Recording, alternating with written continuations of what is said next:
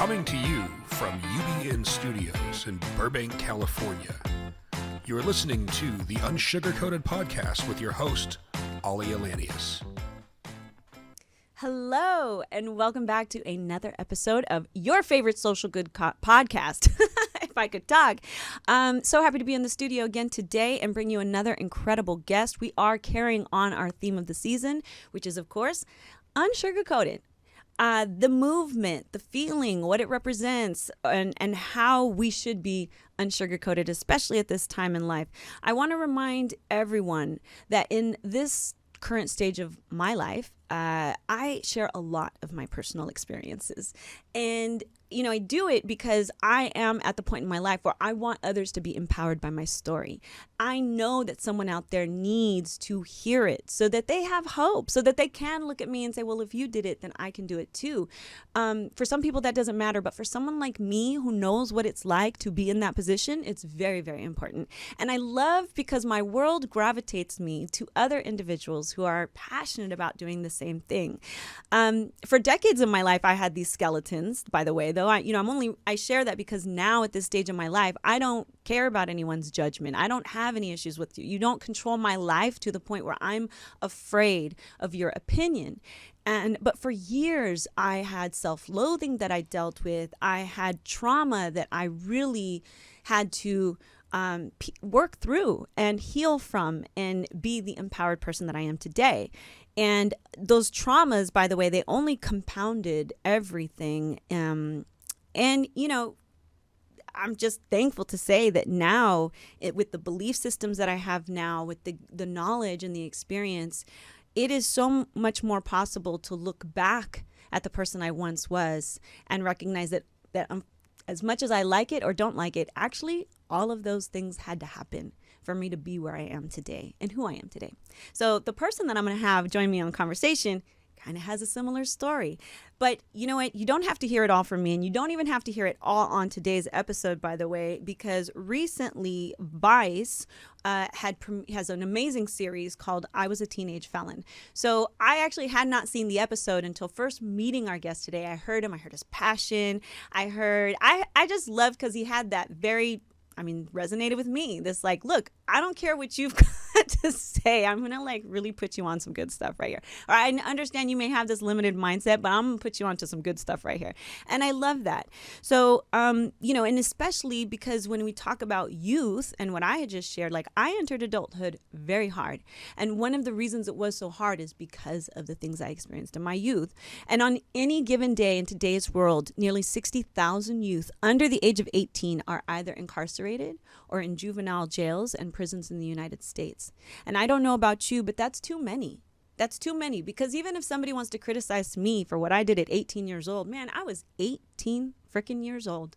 Show me an 18-year-old who's got it all together. Okay, you might find one, but you know, and I know that that's not the traditional route, that we were all growing. I'm going to be polite. Wait, I'll be on. We were all dumbasses at 18. Let's just admit it. Let's be unsugarcoated. And these kids and children who are still enduring trauma, and then they're subjected to more. So this series is very provocative.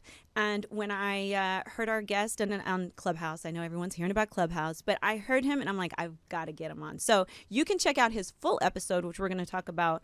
But let's bring him on so I can have you meet him yourself.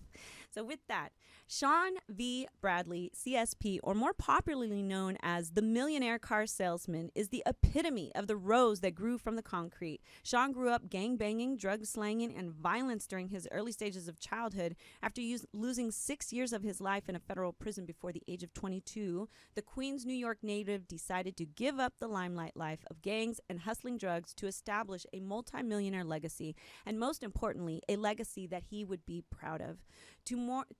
To be more than another kid who was stacked with all the odds against him. He dug his way up from 6 feet underground to become a multimillionaire of more than 11 companies.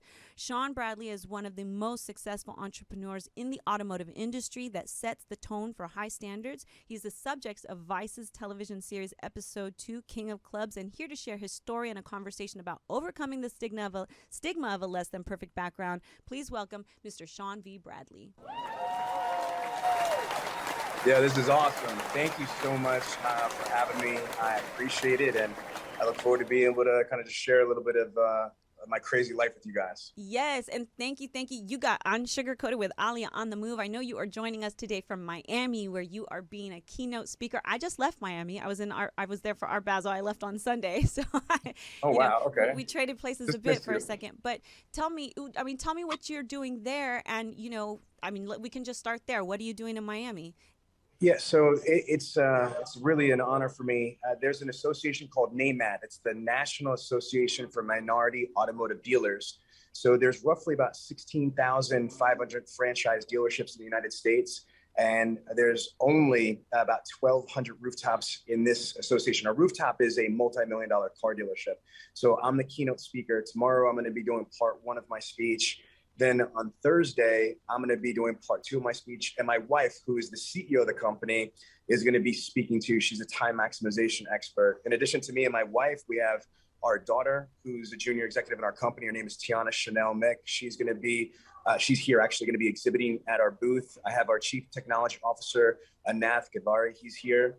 And I have one of our national trainers. His name's Malik Bronner. He's here as well. So there's 5 of us representing Dealer Synergy in Miami for the National Minority Dealer Association. I love that. I mean, everything that you're doing right now, I think it's interesting. Part of your story is actually representing minorities, right?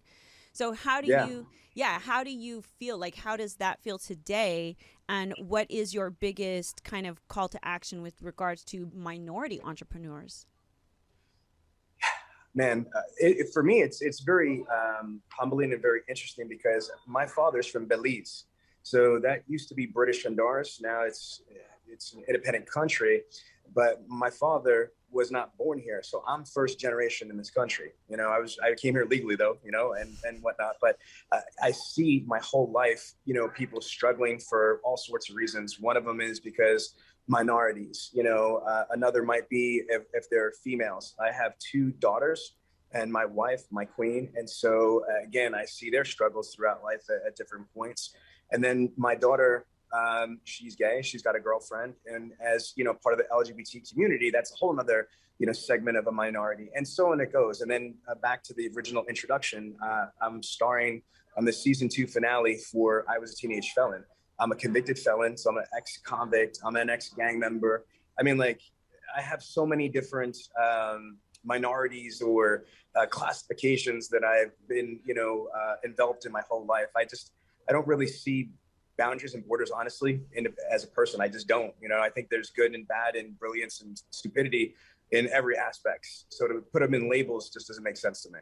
I love that. I really love and appreciate that you say that. And I also can appreciate, I feel as the modern day, whatever we are, I'm a multicultural myself, and our family backgrounds come with such stigmas and such, especially Latin culture for definitely, or for sure is, can like Middle Eastern or certain cultures, very cutthroat. You don't do what we say. Actually, the American side of my family, which was very European influence, they were like, you don't do what we say. It was like mafia. You're out, And so it's amazing to hear now, not only is your journey about, how you're against all odds, and 9/11, we're going to talk about the podcast that you have too, but one step at a time, you are against all odds, showing the world what is possible for a minority, for a father, for a husband, and that's incredible. I love that. Do me a favor, because I know we don't have time to go over the entire episode, but please, people, go watch it, because when I saw it, it was so funny. I was like, you know what? Richie Rich was a very popular club kid. He's part of our guest alumni.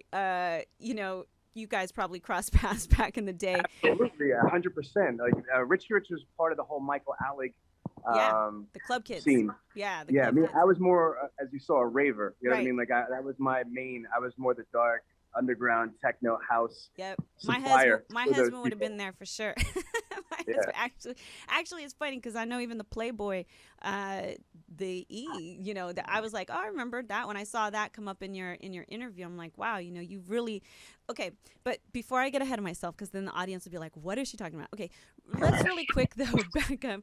Paint a picture for me, if you will, of your early childhood years. The ones that really shaped your adolescence. Yeah, so, and I apologize. I'm trying to find the right spacing in here for this. You're fine. Just chill. Hold. You're fine. Just if you can hold. I know it's hard to keep holding it in the same place, but pace. Play. Got it. I don't know what's Perfect. wrong with my mouth today. I grew up in a different type of environment than, thank God, for most people in this country. I grew up in some crazy violence, poverty, neglect type stuff. My dad was never around. Him and my mother were very toxic, and they were both very crazy to each other. He would cheat on her, and they would fight physically together, and so they broke up. And then my mom got hooked up with an ex-Marine who was severely disturbed. So he used to like torture me and my mother, like physical abuse, like corporal punishment. He used to shoot my mother up with heroin, chain her to the bed, like so she couldn't leave the house type stuff. So NYPD had to have a tactical team to come and extract us from the house, and we were on the run for most of my entire life. And then so can you imagine, I was tormented from that stuff. Then my mom had a lot of like severe mental issues. And, one minute she's super nice. One minute she's saying she wishes I was dead and she's locking me in closets and stuff. So when I was about 12, my mother put me in a boys' home in New Jersey. So the boys' home is called Bonnie Bray. I was supposed to be there for 18 months. It wound up being 3 years. So I did 3 years in a juvenile facility. It was hard. It was crazy at some points. It was violent at some points. It was what you think a juvenile facility would be. When I came home from the juvenile facility, I got really into like a lot of stuff, man. Like skateboarding, smoking weed, drinking at 15, 16 years old. And I'm skipping a lot of steps here because we'd be here for like another 2 hours and going through the little details. But I was like doing intermediate stuff. But when I was around 15, 16 years old, I started getting into the rave culture and selling pills. And it went from a couple pills to 50 pills to 100 pills to hundreds of pills. So I'm like 15, 16 years old, making $3,000, $5,000, $6,000 in a night, with ecstasy, and it was just a whole nother world. Then I get involved in stuff in the neighborhood. Sorry, guys. Yeah, I get involved. Okay. We're on the move. It's okay. Yeah. I get involved. I got involved in everything from selling bulletproof vests to crack dealers in Queens to selling clone cell phones, counterfeit money, all sorts of stuff. Like, New York life is a little bit different in Brooklyn and Queens than it is, I think, most of the places on this planet.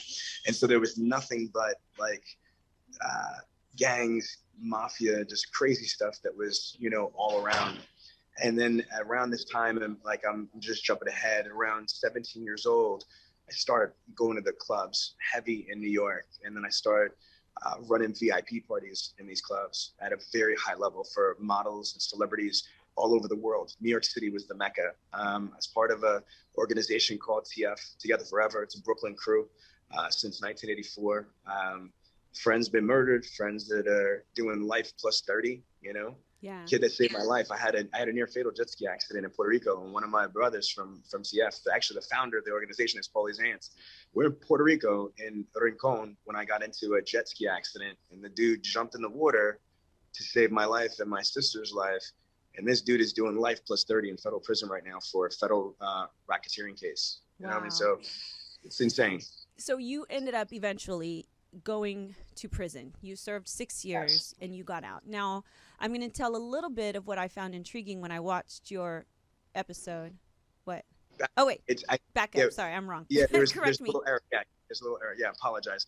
I did 6 total years. Right. 3 years in a juvenile and 3 years in federal prison. Got it. So only 3 years federal. So from 19 to 22. Okay, so got it. So and where this point is, you can tell me or tell us, because one thing that I thought was interesting is you shared in the episode of getting out, saying I'm gonna do good. You worked at a deli, but look, you said it. You said I felt like a sucker. You felt like because you're doing that honest pays job. Now I will say this, looking back. Now, I know you had to go through what you had to go through, but to the man out there who is actually still at that job right now, and he's trying to keep his head straight, but the people come in and they're making you feel like you need to pay off a lot quicker. Like, what do you say to that guy now? Oh, my God. I wish we planned this before, because I'm going to probably say something you're not going to expect. Get out of the deli job. That's what I'm going to say. Okay. But not the wrong way. See, for me, I didn't understand that I had a third alternative. Okay. I was personally right. That Food Town job slinging deli meat wasn't the best thing for me. Like, that wasn't me. I could do better. So, and when I say better, it could be sales, it could be a performance based, it could be something else. See, I didn't correlate that. I thought that if I couldn't do that, the only other option was to go back to New York and do something illegal. No. And I will say, to what I thought you were going to lead me with, is that if I only had those two choices, then I would tell that person, don't be silly, don't risk it, it's not worth it, and don't go hustle, stick with the ham and cheese thing. But what I'm saying as a Franklin Covey certified trainer facilitator, there's always a third alternative. I mean, there's a third alternative. And what happens is that sometimes we get stuck in our own mind and we only see one thing, our paradigm. Okay, this is the way we perceive a situation, and our paradigms can blind us. So that's the whole aspect of having other people, that whether it's a loved one, a spouse, or a close friend, or mentor, somebody that can pull themselves out of that emotion or that specific situation and help you see clear and help you bridge that gap from these two choices to a third alternative, if that makes sense. Oh my God, perfect sense. And by the way, I love that was your answer. One, that's freaking unsugarcoated. And two, it does make so much sense because it leads me into what I really don't think people pick up on. A lot of people think illegal activity means dumb activity or dumb people or unintelligent. Bullshit, wrong, absolutely wrong. Some of the most brilliant freaking minds out there, right? Yes, hand raised, are actually just people who have found them. You put my back up against the wall, trust me, I'm gonna make things work out. Like, even when COVID hit, my husband, he's an attorney. He'd never really been through ground zero shit. He's like, oh my God, what if? I'm like, boo, we're gonna be good. Sit down, we got this. I'm not worried at all, right? But to that point, you actually were operating in business. You were doing branding. You understood supply and demand. You understood marketing. You understood first mover's advantage. You literally, in learning your story, and I gotta say this, not every outcome on this Vice series is as beautiful as yours and as hopeful as yours. Some people, they just did some really crazy stuff when they were teenagers, and they never, like you said, they never found that third alternative, and you did. So I love that you said that. Now looking back and so talk about the mind shift when you recognized all these things, all this skill set, all this knowledge I have. Shoot, I'm gonna apply it over here. What happened there? Explain that to me. I need to go just one layer back to put more context into it. Yeah. So first, I want to say I'm not proud of this, but I wasted the whole 3 years in federal prison. Like, I was in gang stuff. I was in organized crime stuff with Russians and Italians in prison. And I was trying to meet people from the Medellin cartel. Like, I was there. I'm in Brooklyn and New York City federal prison trying to get connections. Like, I was at Harvard or Yale or something like that. I never listened to nothing that was given to me from, like, supposedly like institution or social workers or whatever. What happened was when I came home, and even when I was at the deli thing, that was only because I was just happy to be released. And then within a couple months, I went back to Brooklyn, re-upped, and I got an operation, going illegally. But when I made the decision, I said in the show, and which is true, I don't know if it's God or just blind luck or just like, the universe or whatever it was, I felt that I needed to change. I needed, or else I'm gonna get violated and go back to prison, and I'm never gonna get out of the cycle. And then I got into I became a waiter, and I was making way more money as a waiter, but I sucked at it, right? And so I kept on getting fired. My friend told me about being a car salesman, and your exact point that you said before, everything I learned on the streets about supply, demand, marketing, advertising, branding, networking, finances, time maximization, relationships, core mission, vision, values, stuff that I didn't understand those concepts before. They were just learned behavior, and survival mode on the streets at the highest levels. I mean, like, because on the streets, yeah, you could do consignment, but it's not the right thing to do. It's not safe. You know what I mean? It's, it's if you make a mistake, that could be serious consequences. So for me, I had to do everything myself. I was always used to flipping my own money, never getting fronted stuff. I never took that type of stuff because I've seen too many people get caught up in it.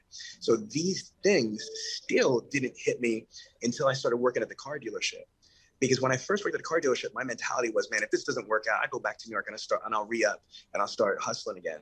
So even when I started the car industry, even for the first year, I was making a lot of money. I still didn't, worry that if this didn't work out, because I always had a safety net in what I'm naturally trained to do since I was a kid. But what happened was something happened where one day I just stopped worrying about what if this doesn't work, because it was working. And, I just literally transitioned from everything that I was doing before completely changed. I have a friend of mine that I need to hook you up with. He's a Los Angeles Crip member. He did 17 years in prison. He came home and became an actor on Sons of Anarchy, NCIS, Wizards of Waverly Place. And his name's DJ Verrett. Shout out to DJ. He's a good person. He says to me, Sean, I only had to change one thing. I was like, what's that, DJ? He says, every damn thing, and that's sometimes what it's got to be. Sometimes if you're in that life, everything that you do is causing everything that you're getting. So if you really don't want any part of that, sometimes you need to change. And when it's ironic. I got to tell you, it's absolutely ironic that Vice pulled this out. Because you got to remember, we shot for 2 full days. And so they had like 16 hours they cut into only 44 minutes after commercials. So what I was surprised they left in was the one thing that I did get from prison. The one thing that the prison left an impression on me was people, places, and things. They said that if you want to change your situation, if you want to do more, be more, and achieve more, if you want to put the BS behind, then you have to change, 3 things: the people that you surround yourself with, the things that you do, and the places that you go. So, again, people, places, and things. And it's true. That's why I moved out of the town that I was in. I, started meeting completely new, different people that were in a different type of circle. They weren't part of that other crazy life that I was involved in. And I started changing the things that I was doing. And then, following that yellow brick road led me into one success after another, after another, after another. But I love that. I love that. And I really love the way, people, places, and things. I agree. And it's not always easy to do that. I get it. I want to acknowledge the people out there that it's like, it's not, it's not a snap of the fingers. But, like I always say, when people are like, well, that's hard. I'm like, hard's not impossible, and that's a big difference. And so I want, you now have this amazing podcast, Against All Odds. I would like it's actually a radio show. I'm sorry? Yes, radio show. Yeah, it's actually a radio show. It was a nationally syndicated radio show that went out to about 1.3 million Americans on a weekly basis. We were in Los Angeles, in Cleveland, in Rochester, in Atlanta, and in Washington, D.C. But when this Vice thing started to pick up, it was just way, way too much work for me to manage the 5 stations. So I dropped down to just Washington, D.C. So we are still, I've had my show. We just broke our 50th episode. We are on 104.7 FM in Washington, D.C. on broadcast radio, which is an iHeart, radio network. And then we're also, after it airs on broadcast, it converts into a podcast and goes everywhere else. Yes. We have a similar structure with our radio, but like not, I know. So pardon the vernacular, because yes, it is a bona fide radio show. And, tell me about what prompted you. And so people go listen to it, Against All Odds, no matter when it was made. I'm sure it's evergreen content that stays valuable no matter when you go back and check it out. But tell me what inspired you to start that? And, iHeart approached me because I'm very successful in the automotive industry. I'm ranked number 1 in the world at what I do. And so we work with 3,500 multi-billion and multi-million-dollar businesses, and so I have developed a very big community called the Millionaire Car Salesman. And so these are the elite people. For example, just put in perspective, the average car salesman sells 10 cars. I was a rock star because I tripled it. I sell 30 cars, 33 cars a month. There's only 3 of them in the world right now that sell 130 plus cars a month. 100 more cars. Like, these people are making $800 to $1.4 million a year selling cars. So they're like the Michael Jordan type stuff of this.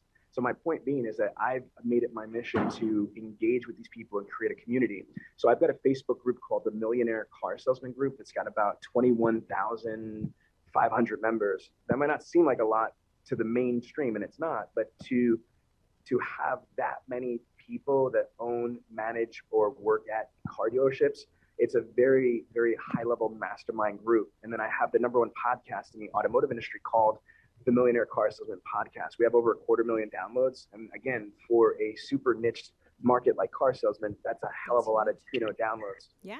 Facebook corporate has said that we have officially the #1 Facebook group. I work with Facebook corporate.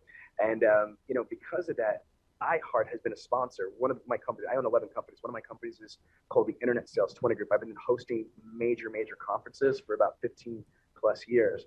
So iHeart's been a sponsor of mine for years, and they know what we do. So the head of all of iHeart for the entire automotive industry, his name's John Karpinski. John approached me and he's like, listen, man. And if John listens to this thing, no shots, brother. I love you. When he first approached me, I laughed at him. I said, who listens to radio? And he said, dude, stop being a douche. Of course people listen to radio. And I said, I'm just messing with you. I don't listen to radio. He's like, no. But then he explained to me the power that iHeart has for podcasts, because iHeart is very uniquely, framed, because it's podcast to broadcast and broadcast to podcast. So they've got a bi-directional push, especially if you're a good host, if you've got a good radio show, a good podcast, and you're using a bi-directional. So it really intrigued me. And so I had an option. I could have just been signed to iHeart, or I could build my own production, company, which is what we did. And so then I went and got my own sponsors. So I bought the airtime, and I've got the sponsors. So my sponsors are huge multi-billion-dollar companies like Internet Brands. Internet Brands is a parent company of WebMD and Cars Direct. AutoWeb is a publicly traded company. These are huge companies which is ironic, not only is sponsoring me, but they know about my background in the feds and everything. And I love companies like this. They would give an ex-gang member, an ex-convict, first generation person in this country a hell of a lot of money so I could launch my radio show and, help inspire people. Now, the people that I interview, my name of my radio show is called Against All Odds. And if you look at it, there's 50 episodes. I'd say at least 90% of those people are like long-term contacts and friends. Like, for example, Grant Cardone, not name drop, but just, it's a fact.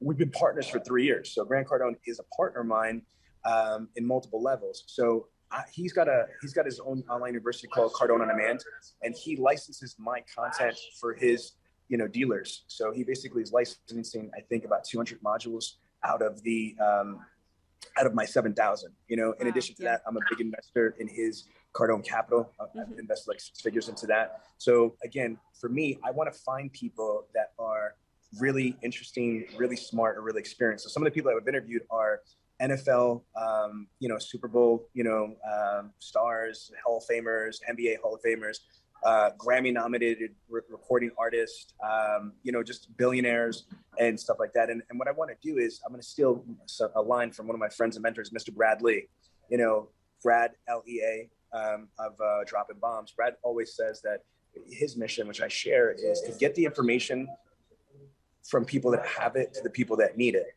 And that's it right there, because I think one of the differences of me and a lot of people is just access to information. And with shows like yours, shows like mine, people that we know, we're able to put that content, that access, that information to the people that desperately need it. And that's one of the things that I'm about. Yeah, absolutely. And I love that you brought up that these companies are coming and trusting you and seeing the change. There's a bit of validation in that, I'm sure, right? As well as, I do need younger people, because I feel it's too easy to get sucked up into, well, I've made a mistake.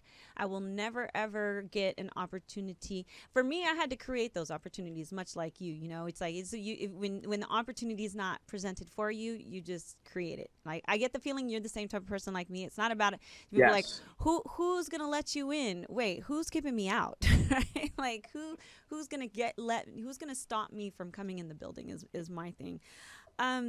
When you also talk about breaking a cycle. Like you, I broke a cycle in my family, more with the generational trauma, child abuse.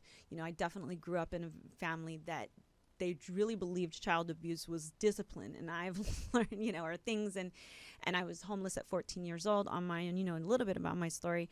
But you've broken a cycle. How do you now engage practices or beliefs or a belief system for your family that keeps that going in that right? No. So now you've broken the cycle, you're creating a new one. How do you keep that on track?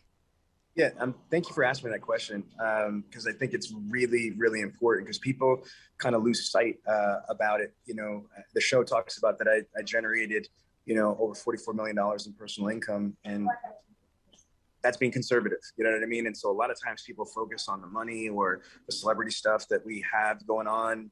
But for me, the thing that I am by far the most proud of is my family. I've been with my wife, Karen.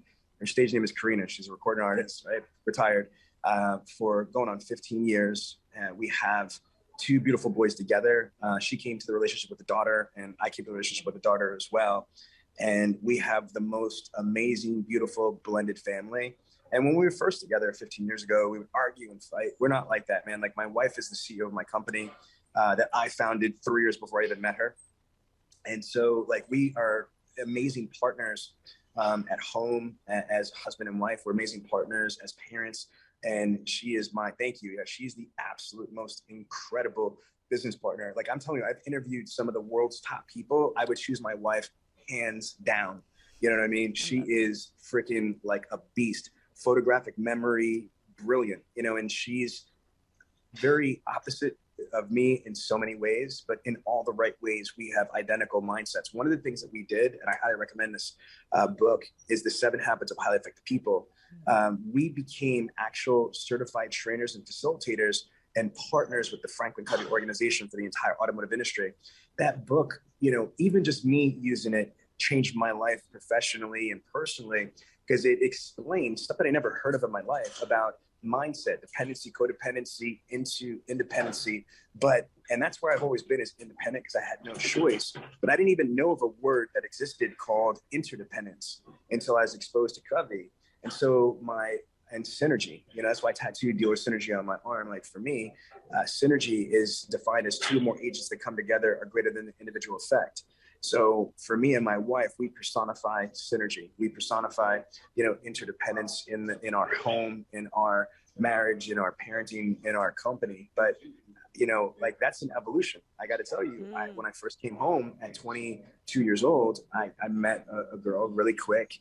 We got married when I was, 23. I had my daughter when I was 25. And we ended up in flames. It wasn't the right timing. It wasn't the right match. It wasn't the right situation. And, unfortunately, my ex-wife about 5 years ago committed suicide, and I don't want to drop that on, but I want to. So, people also need to understand that even if you hit success and you hit whatever you define as, I made it in life, money, status, power, security, whatever, it doesn't matter, because life's still gonna throw things at you, whether it's my ex-wife that committed suicide and I had to pick the pieces up with our daughter, or one of my close friends, his son, at 10 years old, dies of pediatric cancer. And now I'm on the board of Sloan Kettering Memorial for Paulie Strong. So again, even if you make it out of whatever adversity or travesty that you're enveloped in, streets or bullshit or whatever it is, and you make it, just be prepared. Life is going to be life regardless. And that's one thing that I and my family really, really personify, is that I'm really, I don't want to say strict as a vein, I'm really focused. Like, we are really focused on what's important. Money doesn't come in between decisions. We have a family mission statement.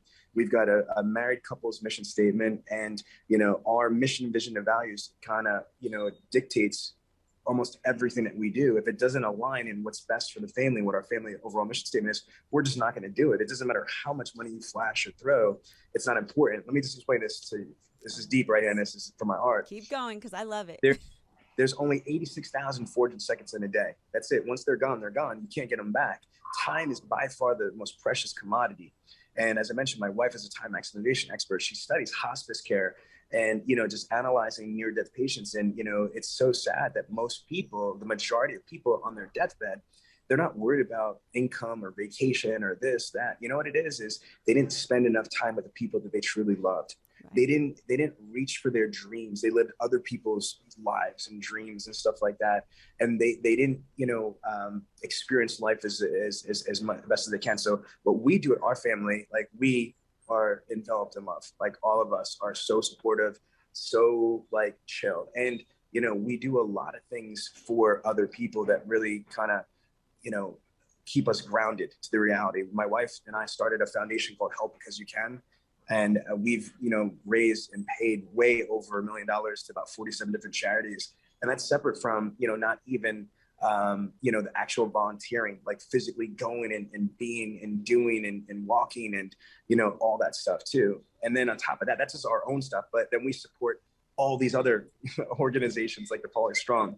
I mean, this guy is really a dear friend of mine. In 5 years since his son passed away, he's raised $1.7 million to fight pediatric cancer. So, and I mentioned this for one reason, is that, when you had asked me before about people and, how they feel and things like that, I've never been ashamed of what I've been through. I've never, not once did I ever worry getting out of jail if I'm going to get a job, or if I'm worthy of getting a job, or can I get a great career. I don't know why. Maybe that's just arrogance or stupidity or just naivety or all the above. Or maybe it's that I knew that I was destined to do something, and not talking about money, but just make an impact. And right now, like before the Vice show, I was actively influencing hundreds of thousands of people. Now with the Vice show, it's deep 7 figures now. There's 7 million people that watched the episode. I got DMs coming in from like New Zealand and stuff. It's crazy. And so my point is not to impress anybody, but to impress upon you. This is an ex-gang member. This is a minority.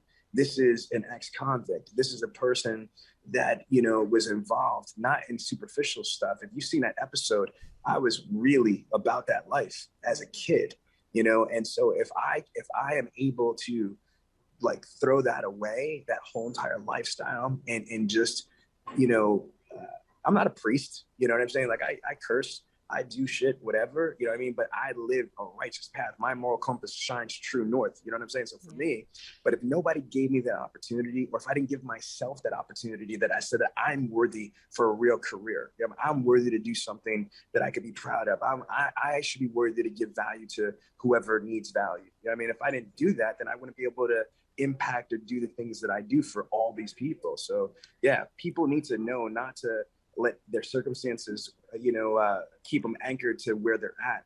They need to let that shit go. And other people that might not have had those circumstances need to understand, like everybody's got value. Everybody has the potential for greatness. And who are we to judge somebody else's? However, there's a disclaimer, and I'm sorry, I don't want to offend you or whatever, but you put me on your show.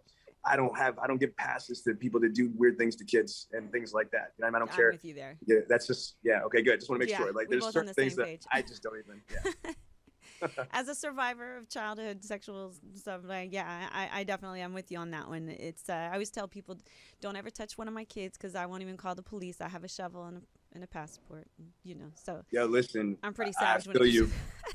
No, I feel exactly where you're coming from on that. And first of all, I'm so sorry, for, all the anguish you've been through, but to see where you're at in life and what you're doing is just beautiful. And it's amazing to you, Queen, Thank you, I'm really happy because not a lot of people come back from stuff like that, Yeah. and it's heartbreaking. Some people, they don't, life is extinguished. You found a way to persevere and not only persevere, but to be altruistic, to be able to, do things for other people. So kudos to you. Much respect. Good. I mean, I see you. There's an Arabic saying, "Ayunak Halloween," and to you it just means you see beauty because of the beauty that's within your soul, and it's so true. We resonate. We're on that same vibe, like you, and that's even what this podcast is about. It's a seasonal podcast intended to remind people, like you say, against all odds, the resilient, and being unsugarcoated is really, really important to that. Before we got a few more minutes left, I feel like at this point you are stronger and more powerful than ever before because you truly see yourself for all that you are. And like you spoke about your family, that emotional intelligence, I get it. Like I've learned to upgrade those belief systems. And when I was younger, when people would say, oh, read a book, I'm like, okay, it's just common sense, or go watch a motivational speaker. That's common sense. But now I get it. You get it. You've learned to step into your power. To the individual right now who is learning, they're learning, they got their toe in the water, but they still haven't fully jumped in. And especially with a lot of crisis, we are a world still in crisis, reeling from a pandemic. When easy in illegal or looks good or something. What's the words of advice that you have to somebody right now to step into their positive evolution. Because I'm with you. My evolution has become my revolution. So to the person in the middle of their evolution right now, what do you say to them? Again, I'm going to go back to what I just said a couple of minutes ago. Life is so short. It truly is. And a different way to articulate that is, they said before the pandemic, on average, we only get to see 76 summers. You know, I'm 45. I already see my 45th summer. So I could do my math on my fingers and toes. Means mathematically, I probably have less summers left than I've already seen. So, you know, I want people to remember that. I want them to know that we only have one life. And as long as we're breathing, you are capable of change. But the first thing that has to happen, it's like the chicken or the egg, right? I believe it's mindset. Covey talks about see, do, get, meaning your paradigm. If your paradigm is whatever, like, oh, I'm never going to be able to do this, nobody's ever going to give me a shot, that negative paradigm, what you perceive, it's gonna directly, dictate what you do, your actions and behaviors. Because if you don't think that you're going to get this job, you're not going to do this, are you really going to put your whole heart and soul to it? No. Subliminally, you're going to be scared about rejection or failure or whatever. You're not going to put your whole heart and soul into it. And then what's going to happen? The result is not going to be successful. And you're going to see, I told you I wasn't going to get it. I believe in the laws of attraction. I believed in the laws of manifestation. There's other book I would recommend by far is The Secret. You know, it's not a magical thing where you just think I'm going to be rich and successful and you're rich and successful. No, but it teaches you about mindset. The average human being has 65,000 thoughts. And if you're not conditioning your mindset and controlling those type of thoughts, they are going to consume you. So your thoughts, there's a whole bunch of chemistry that goes to this with endorphins and this, that, and the other things. So what you want to try to be able to do is have the affirmative positive thoughts that you're going to be able to actually bring that to you. Do you see what I'm saying? Yes. Like, again, focus, you're never going to be able to do it. You're never going to do it. But if you focus on, look, I am going to do this, this is going to work out, you have a higher probability. And Dr. Covey says in a PhD level way that things have to be created twice. First mentally, then physically. What you can visualize, you have the higher probability of it materializing. So I would just say is that, look, absolutely, nobody will ever know what you're going through or what you're thinking. Yeah. Nobody's ever going to be able to put you in a certain place where you're going to be able to, understand exactly. Right. But if you don't turn around and actually make that effort to be able to go ahead and say, like, look, I'm worthy to be successful. I'm worthy for happiness. I'm worthy to be able to do this. It's never going to work. You have to take care of you first. Last analogy. If you're on a flight, you just left from Miami, right? Mm-hmm. What do they tell you? They say in case of a water landing, oxygen comes down. Even if you've got kids, before you put it on your kids, you're going to put it on yourself first. Okay. There's a lot of misguided stuff. I'll dig a hole for my kids, straight up. You know what? But I need to make sure I'm okay first, because if I'm not here, they'll never be as good without me, because I am a protector. I'm an alpha. I'm there for them. So I need to make sure that I'm taking care of me. My biggest weak point was my own health. I did not eat right. I did not hydrate right. I did not sleep right, which is the seventh habit from the 7 habits of highly effective people. My only other advice to people that are listening to this is that just have a holistic approach, which means don't just focus on self-help skills or objections, rebuttals, or making money. Make sure that you are doing everything holistically: mind, body, soul, health, fitness, etc. That's it. Yes. It's my little Thank you for bringing that up, because that is very true. A lot of people forget that. We talk about that quite often in some of the circles we circulate in, but I love that you brought that up, because yes. There was something I was going to say while you were talking. Oh, yeah, manifestation. I mean, and I have some universal laws of attraction. I was just having that conversation with somebody who, I was saying, if you write it down, and by the way, visual, that's just the preview, right? That's just the preview of what you're bringing. And, but even energy, determination, statistically, if you write something down, you have a better chance of memorizing it, right? As opposed to just reading it or whatnot. And it was so funny, because the conversation, I said, if you have a goal, I said, I believe in manifestation. And in his mind, it was like, oh, that's very woo-woo. Oh, you just believe. I said, I didn't say it was like, money's going to start falling from this. Yeah, I'm saying, I believe that if you make a goal, you take certain steps, that you will naturally engage the actions that will take you to that goal, right? To bring that manifestation to life. And he just was not having it. And he's like, well, that hasn't been proven scientifically. And I said, well, it hasn't been disproven scientifically either.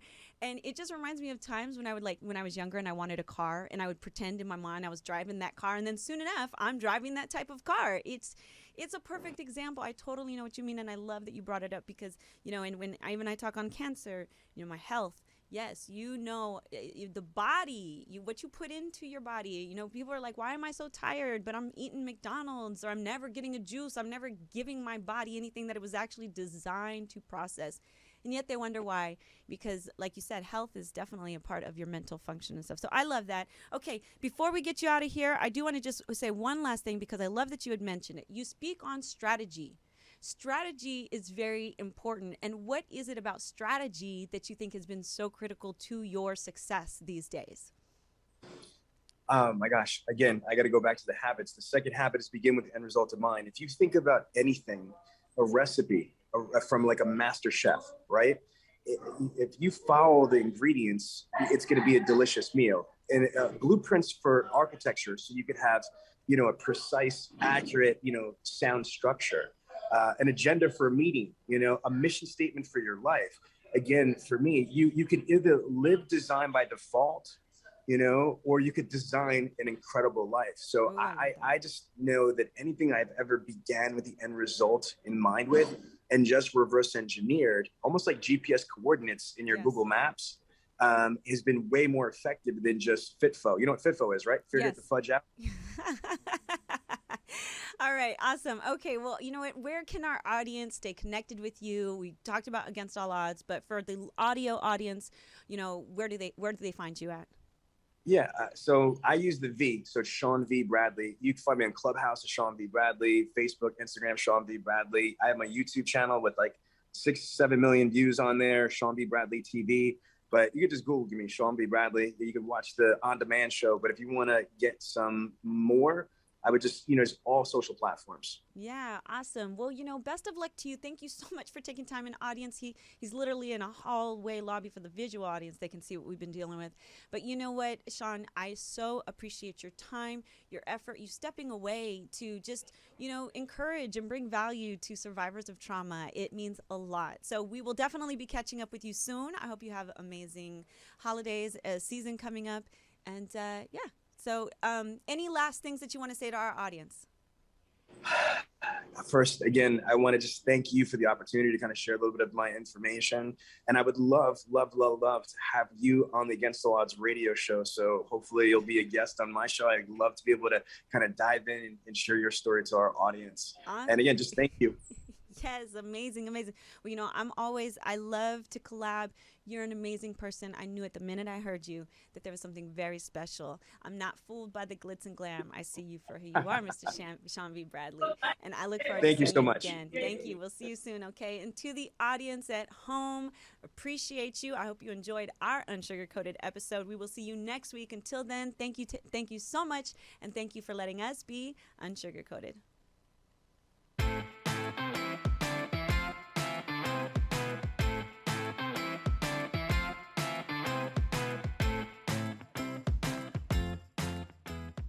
What are you still doing here? Come back next week.